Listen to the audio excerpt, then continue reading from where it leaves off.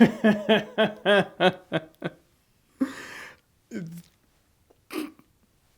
just do it. Here we go.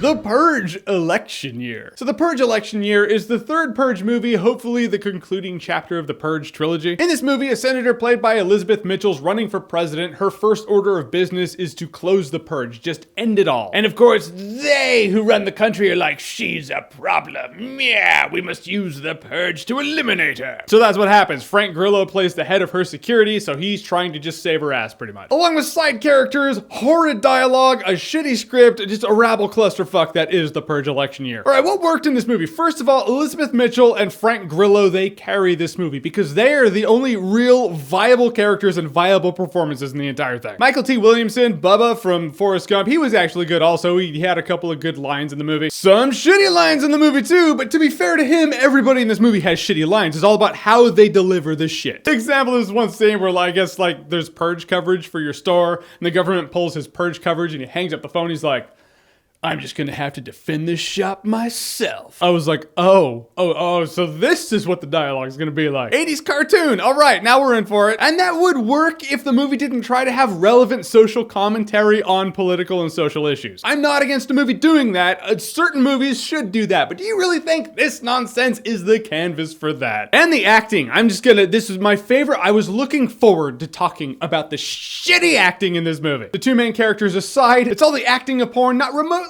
as enjoyable as porn. There's this one girl in the movie always has to look up like this because that's how crazy people look at people like, I'm gonna kill you, bitch. I want my candy bar. What the fuck? And the bad guy in this movie has these tattoos that are straight up like the best Sharpie job I guess they could do. And his crew are wearing these patches like, ooh, swastika patch and a Confederate flag patch. And just basically they're like, we need to establish that these guys are bad news. Did I stress enough that the acting and dialogue is just horrendous in this movie? Because it's quite bad. People were laughing in the movie. In scenes that they shouldn't have been laughing, people were laughing as if this was a comedy. And then the ending, of course, gets so over the top. The movie overreaches even more and the acting gets completely worse. These new players come in, you're like, maybe they're not as bad. No, they're bad. They're just as bad. No, they're worse. The acting gets worse the closer to the end of the movie you get. Except for Miss, I want my candy bar.